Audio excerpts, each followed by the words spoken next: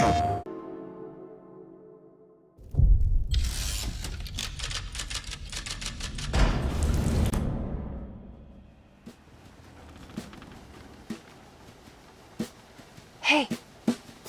Hey, detective?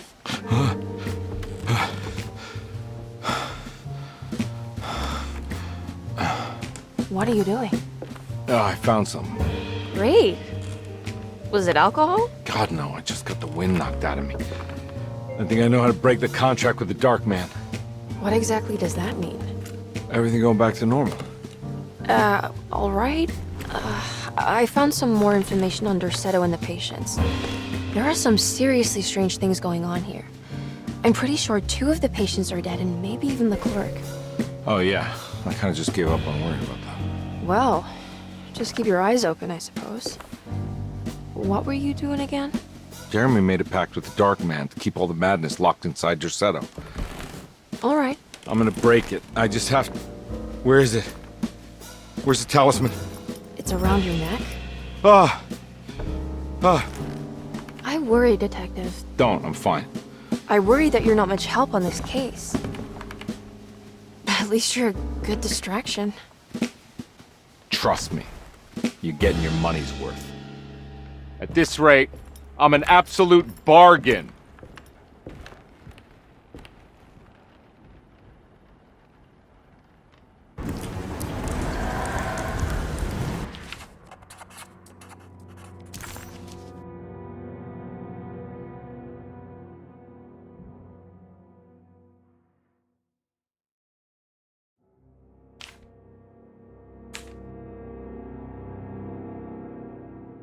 He must first acknowledge psychological trauma in order to proceed. The lying must stop, so we can break through the barriers of self-deceit. Finally, temper manic behavior.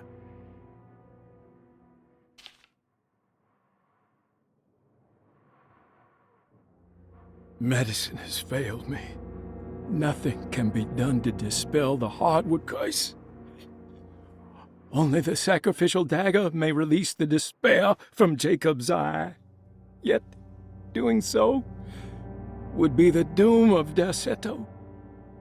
Let this curse of mine be a weapon for once. I accept your demands. Oh, crawling chaos. Build your prison around this godforsaken hospital. When evil has been starved, I will stay buried forever.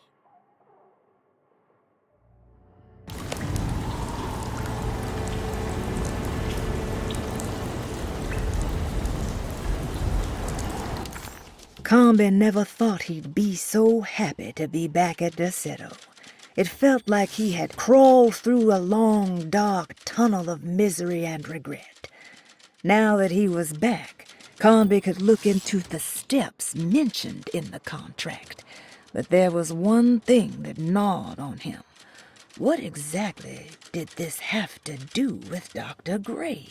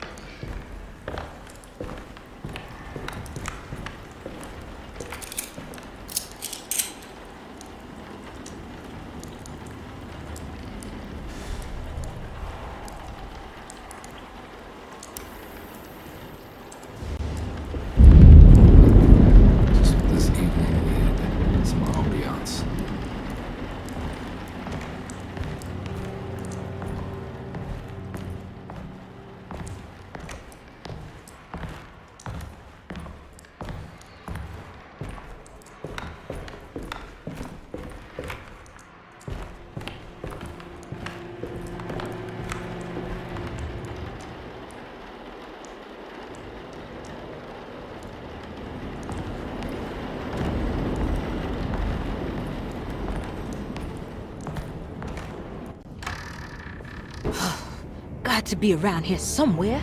He wouldn't leave this house. I don't know what to think anymore. You run into that detective fella? Who is he? Can he be trusted? I think he one of the good guys.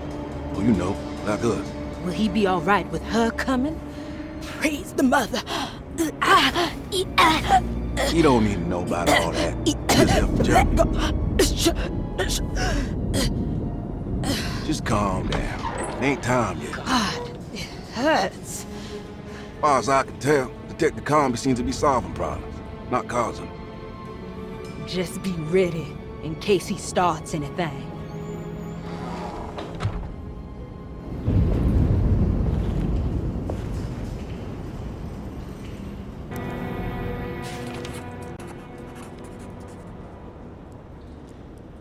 The two orderlies still hadn't found Jeremy. Carnby figured this was good news. Emily had reminded him about some strange deaths at Derceto, and Carnby wasn't sure who he could trust.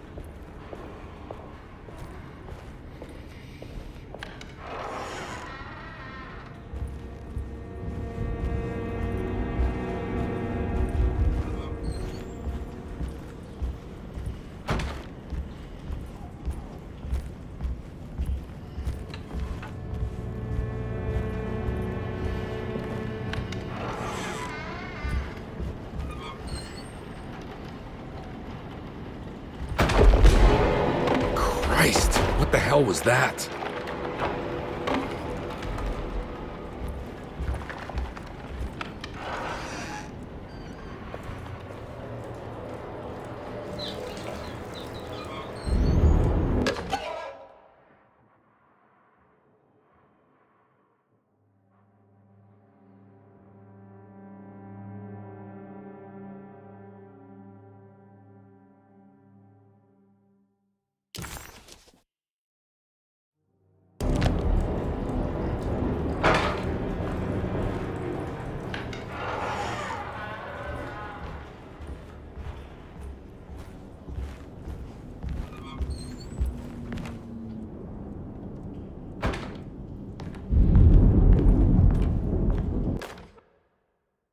We must have faith that Jeremy's pact with the Dark Man is a bluff. If we are lucky, our visitors will find him and prove it's all nonsense before night falls. What is true is our attempt to call on her. Too many things have happened for this evening to be in vain. Think of Jack and Cassandra, even Perosi, whose circumstances I can't understand. Grace is a goat without horns. She knows it and will play the role. You must talk to your brother, Baptiste. I worry that he will fail us. Mrs. Thompson.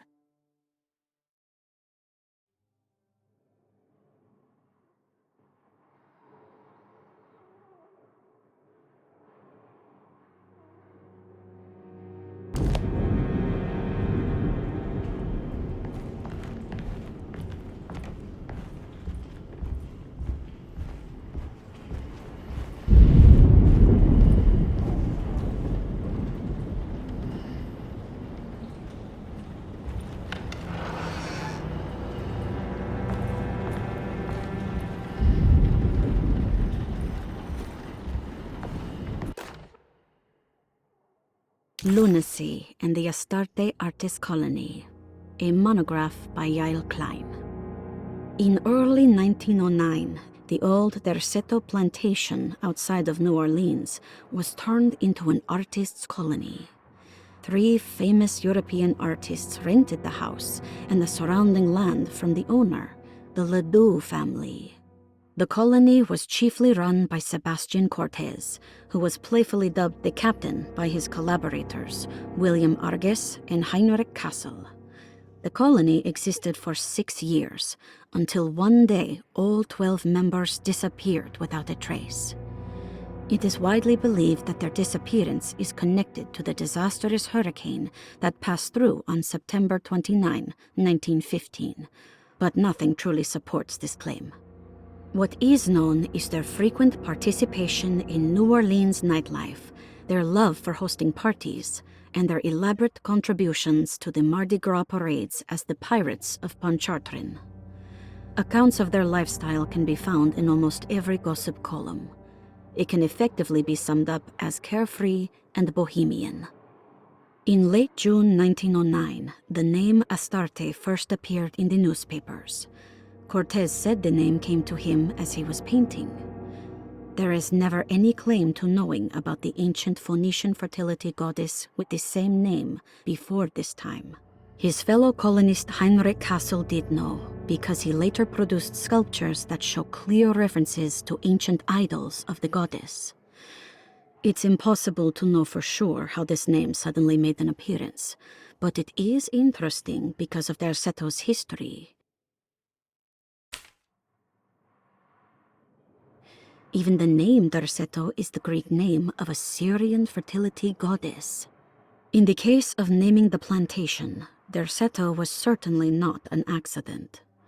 We know that Elijah Pickford intended to build a temple for his cult, for he had distributed pamphlets 2 years prior to the purchase of the land, advertising his intentions. His followers were estimated to be almost 100 men and women, mostly sailors, Maroons, and Cajuns, when the plantation was built. To outsiders, Derceto registered as an ordinary slave plantation, which enabled Pickford and his flock to remain hidden for decades. The official story is that the cult lasted until 1862, when the Union Army came and burned down the plantation and scattered all who lived there. Following the Civil War, new people started to congregate in the ruins of Derceto to invent a new fertility goddess, the Shub-Niggurath. As much as Derceto is a particular name to have heard of, it's not entirely uncommon among the learned.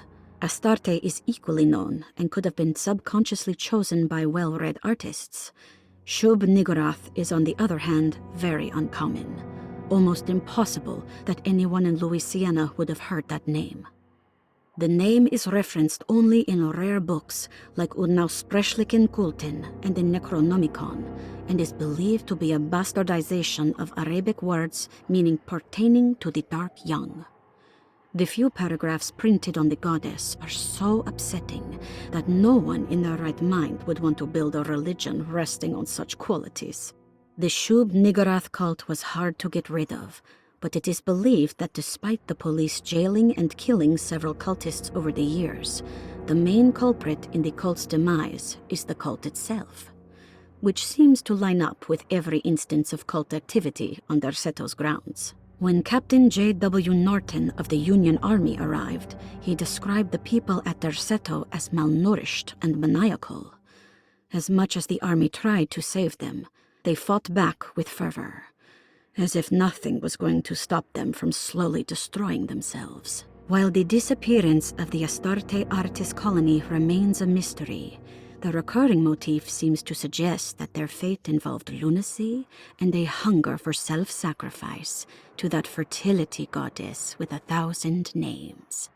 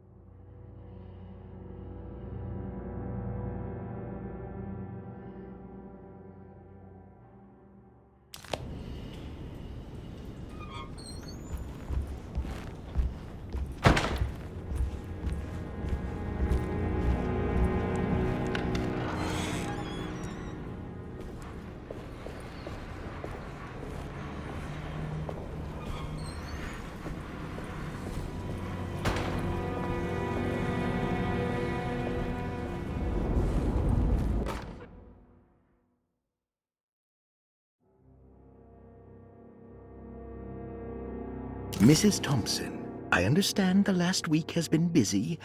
Under these circumstances, I find it important to remind you that Derceto's concerns are not a public matter, nor is it something that should upset you. Please continue your excellent work, and don't spend a thought on the death of Perosi, or, more importantly, the suicide of Cassandra Beauregard. They should mean nothing to you or the staff. I rely on your loyalty, and trust that your close kinship with the Tabois siblings will keep Derceto's secrets hidden. Dr. Gray.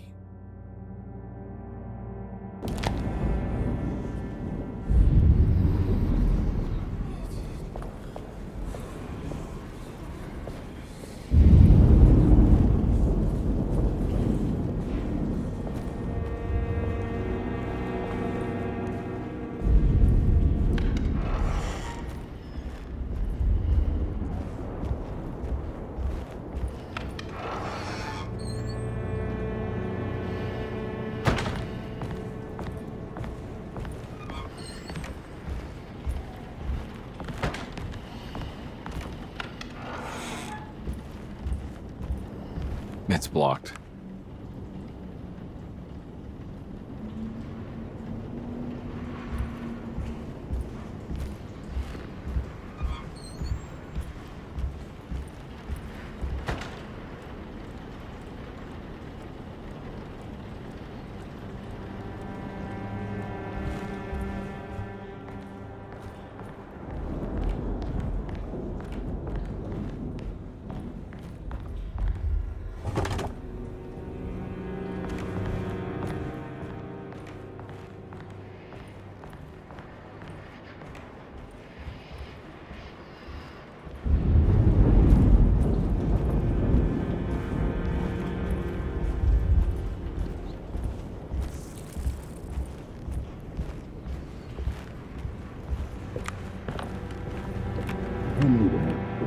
I don't want to run into the orderlies right now. I'm not sure I can trust them.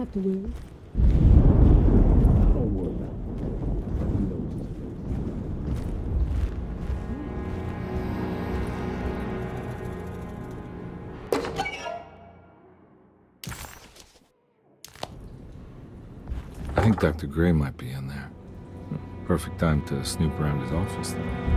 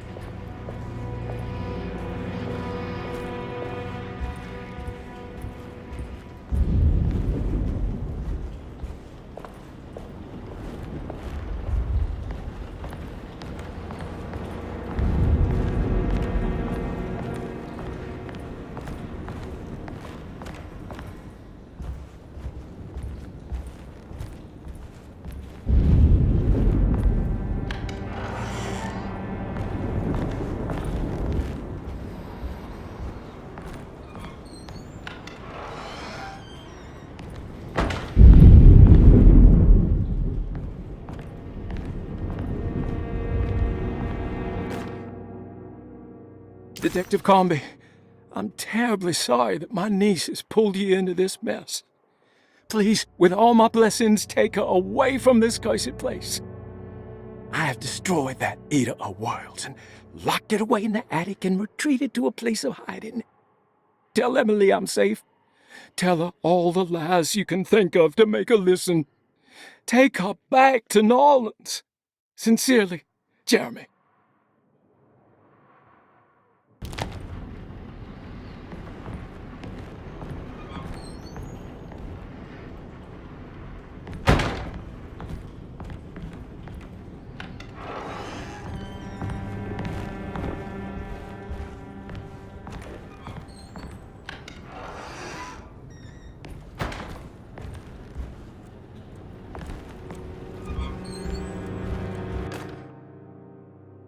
Brother, I need you to trust me. This is the most important moment in our family's history. I know you have doubts and that the terrible Mama Loa told you lies. I would never betray you. I promise. Lottie.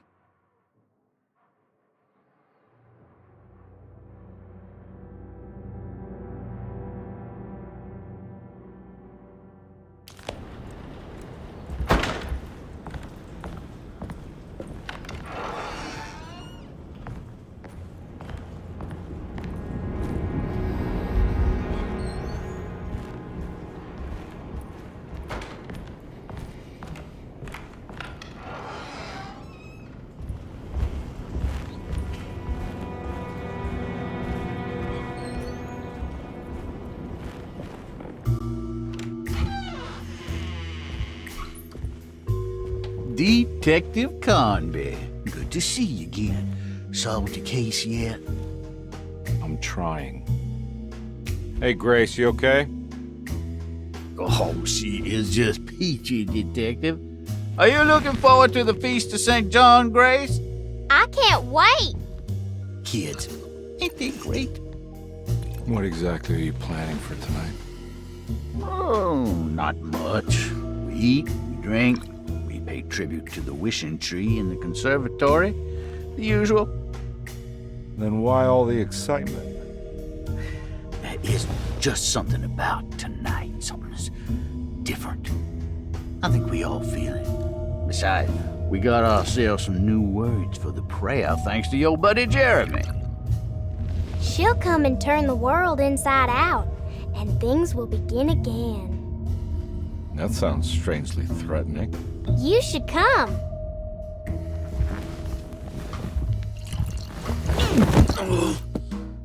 God damn it, Grace. Stay put for once.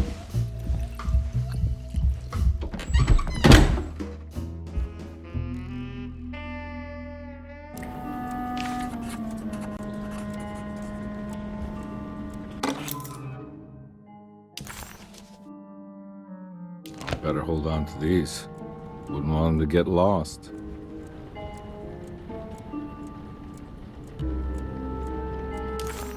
McCarthy was a deadbeat. His mere presence annoyed Carnby. It was like watching the worst version of himself mock him by simply being worthless. While Carnby enjoyed watching the child outplay the drunkard, there was something terrifyingly familiar about Grace. It was taunting him, like he was supposed to remember, but couldn't.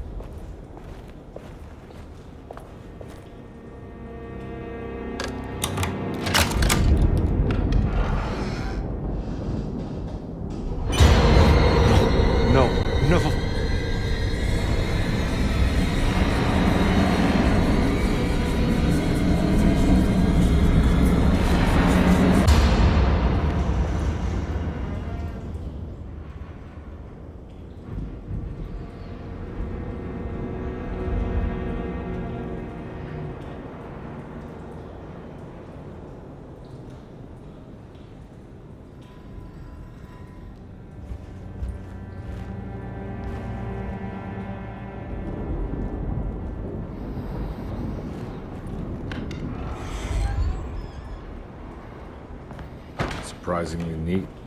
Maybe I've been selling that old barfly short.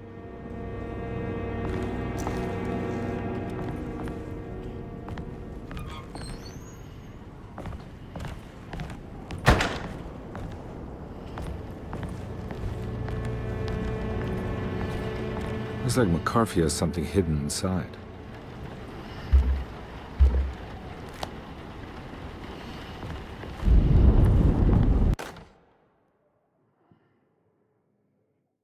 Sometimes I think this place makes me worse. That Derceto might be my grave. A coffin made of ostentatious architecture. A Taj Mahal for the drunken depressed. There's something about Derceto. Something about Dr. Gray. Like we all pretend that we're here to get better, when in fact we are here to be forgotten.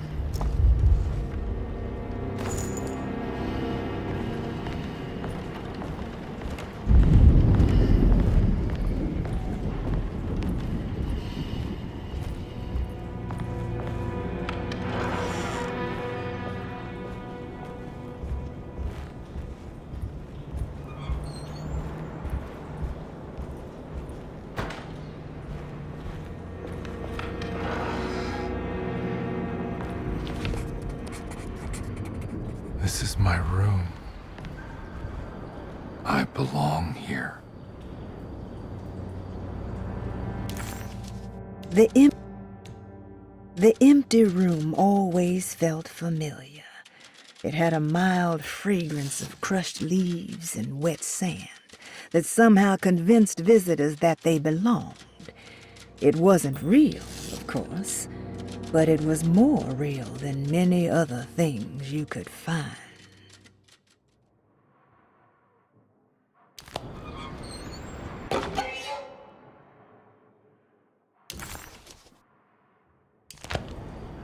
I recognize this view.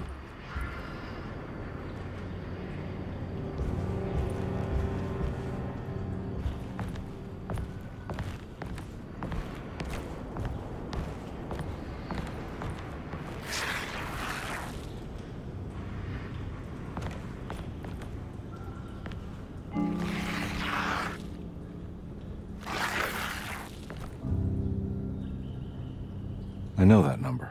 Where's that from? I did this. I wrote that.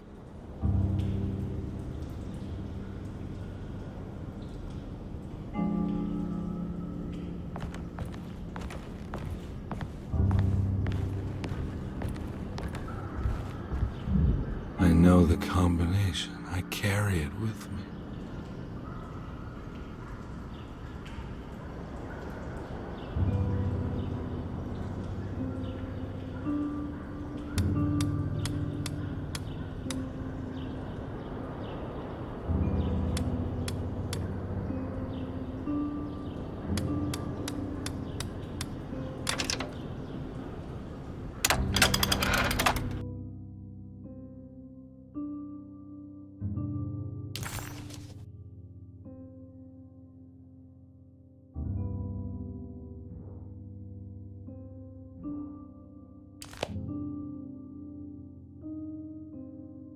Detective, I have made many discoveries in my case. The child we want is safe, thanks to good people like me and you. We're so similar, but you don't see all the things I do. To find your man, Jeremy, you also need to look for the girl. It has always been that way. The young deliver us all. You should have a look in my room. There's a piece of the puzzle you will need. Take care now. My coffee.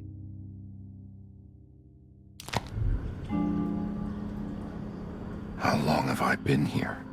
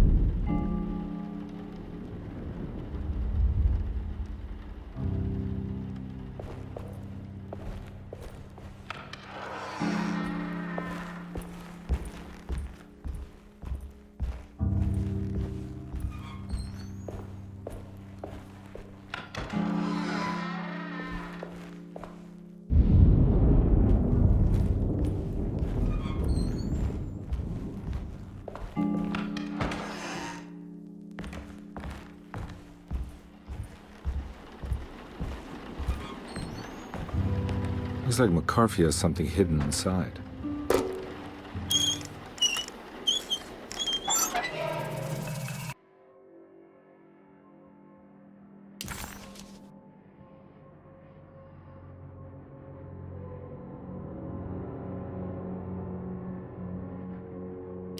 Why would McCarthy lock this up?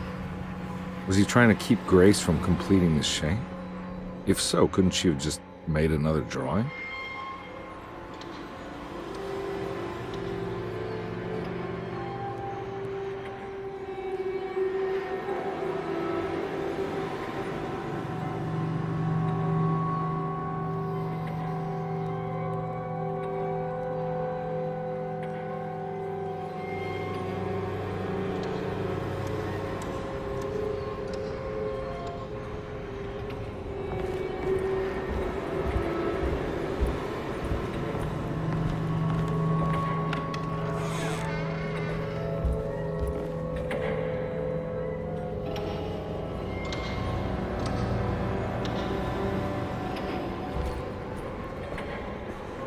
What the hell happened in here?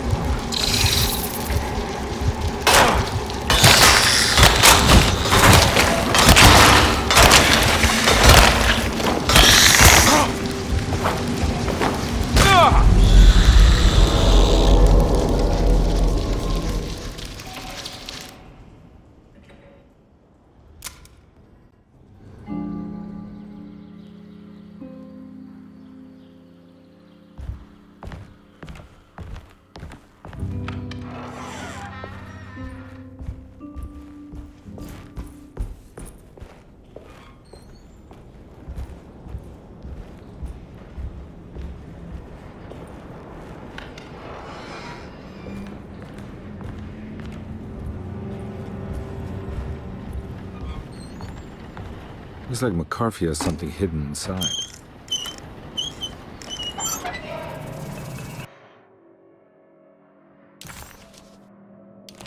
Why would McCarthy lock this up? Was he trying to keep Grace from completing the shank? If so, couldn't she have just made another drawing?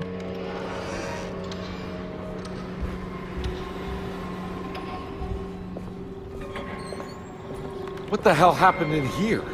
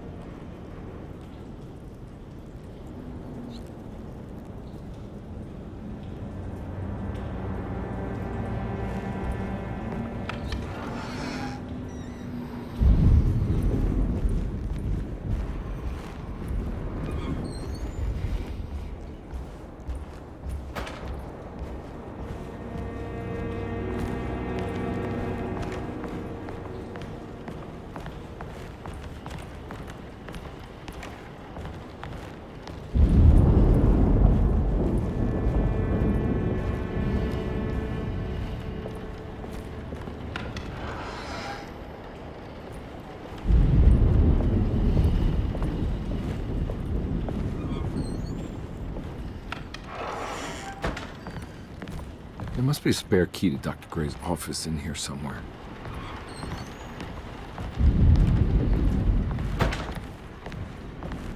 I don't have the combination for this. But maybe Jeremy did.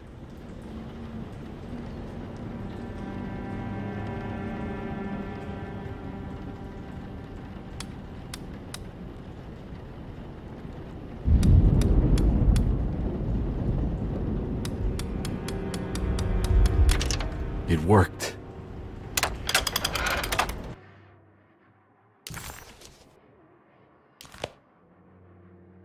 The last guest in the empty room suffered from severe maladaptation. I must write this down, because if I understand the condition sufficiently, it could make me deny this fact at a later date, and there is reason for me to think I may come to suffer the consequences from this dysfunction, as some who came in contact with the guest seemed to adopt a new worldview in which everything was predetermined but broken. Upon accepting this worldview, some memories became unmanageable and later rejected. I do not know what this means. I cannot even remember the fate of the guest. I think they were simply misplaced one day and forgotten. Just like all documents pertaining to this guest, they have all been destroyed, or they never existed in the first place. Who wrote this? There has never been a guest in the empty room.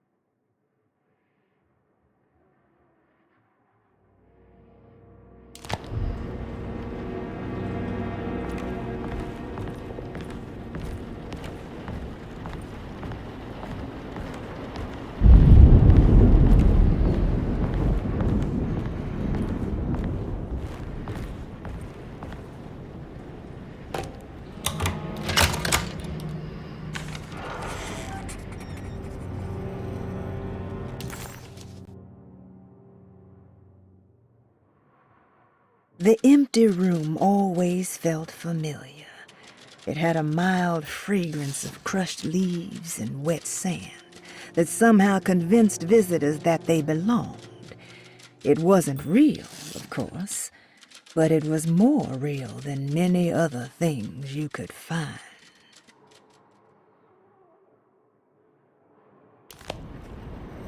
Dr. Gray's office, all to myself. Let's see if we can figure this guy out.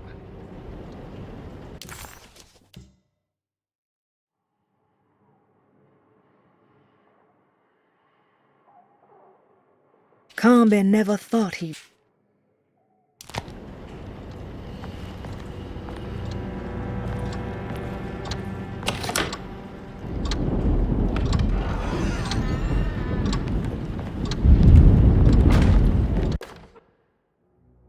I have finished tidying up Miss Beauregard's belongings.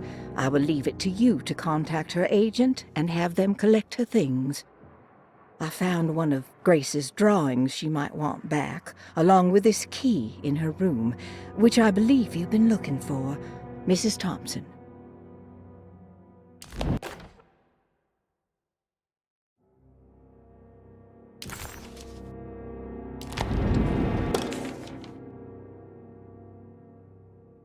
This is where McCarthy has hidden my favorite young. It's very important.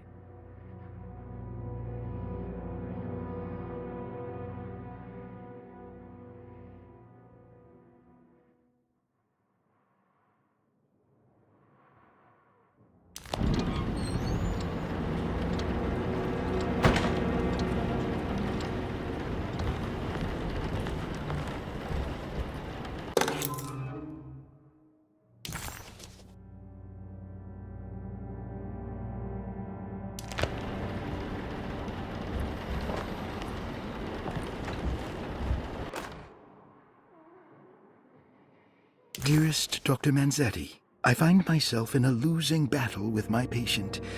As I've disclosed in my previous letter, his delusions have him completely captured. It's bad enough that he is torturing himself with paranoia, but his madness turns out to be quite persuasive to others, effectively laying the ground for mass delusion. I am writing to you in hope that you can give me some guidance. Beyond my ambition to avoid devastating surgery on my patient, I have grown worried about my own defenses. The words of my patient are deranged, yet they often resonate with something primitive within me. I have tried photographing his brain with X-rays. It was surprisingly difficult to get good results. Dark blotches on the plates kept obscuring all details. My patient looked at the bad plates and cried out in terror, telling me the dark areas was the shadow of the worm, eating him from inside. I could not see anything out of the ordinary. I hope this is a sign that my mind is not as receptive to the madness as I had feared. After further inquiry, my patient described the shadows inside his mind as some kind of chthonic monstrosity that wants to undermine his sanctuary. This is clearly a reference to a place he calls Teroea, a sort of library or convent that works as a psychological haven. With this imaginary haven threatened by this Chthonian, he has now constructed another, less pleasant hiding spot. Lately, he has been bringing up a metaphor of a steamboat that has run aground, that he feels like he needs to start the engines and reverse, but he is afraid that the hole in the hull would cause the whole ship to sink. I've been watching him turn this metaphor into reality for the last week. He knows it's made up, but he is doubling down, trying to make it a real memory. I feel certain that this is my chance to break through the barriers of his self-deceit.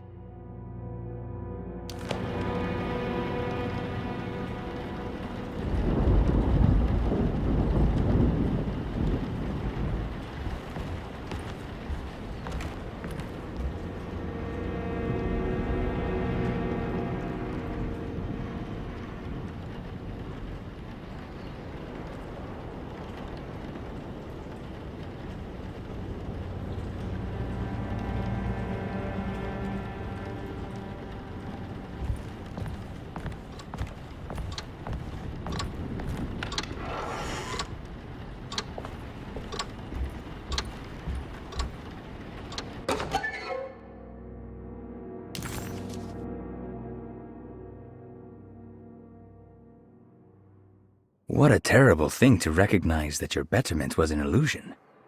That you are so infatuated by the virtue of struggling that despite all your hard work, you made no real efforts to ever become well. Or that the treatment becomes such an obsession that instead of letting your wounds heal over time, you tear at the flesh in the hope that it will heal better and faster.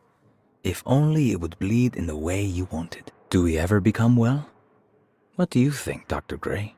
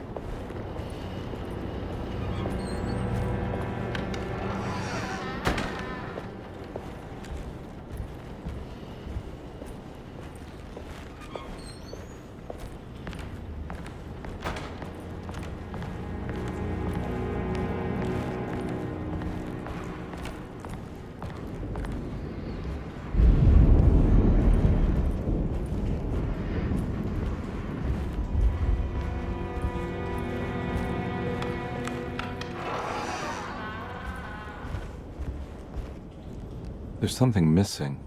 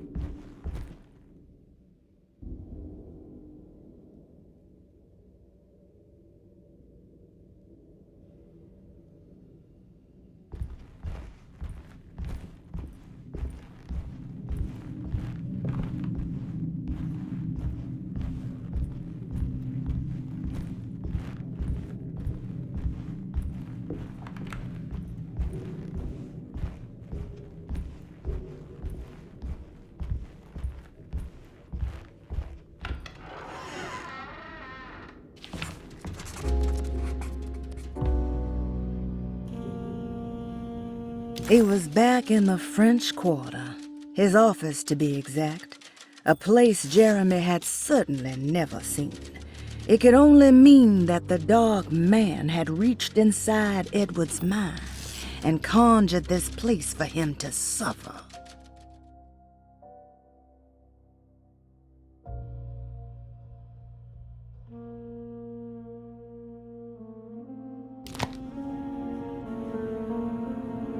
This looks familiar. How am I back at the office? Jeremy's never been here.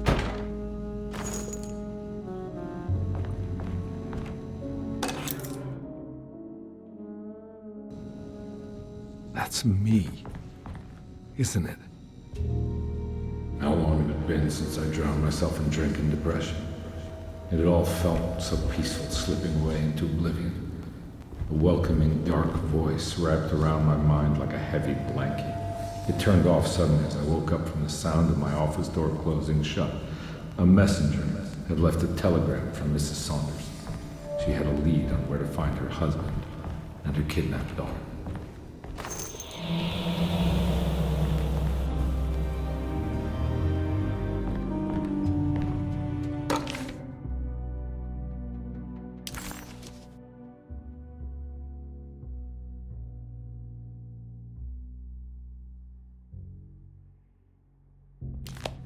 God, I used to drink so much back then. When was this exactly? What case was I working?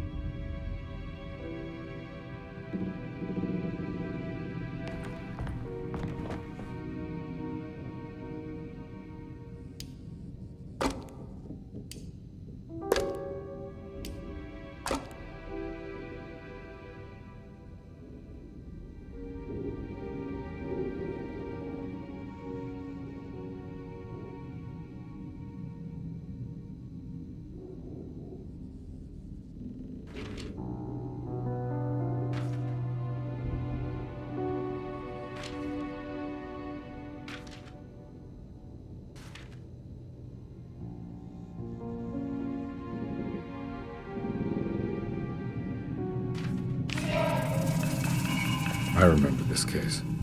Some kid got taken by her father, headed out of state, but he had made a mistake by selling a painting that his wife actually cared about to a collector named Thornhill to fund his venture. That's how I tracked him down. At least I think so.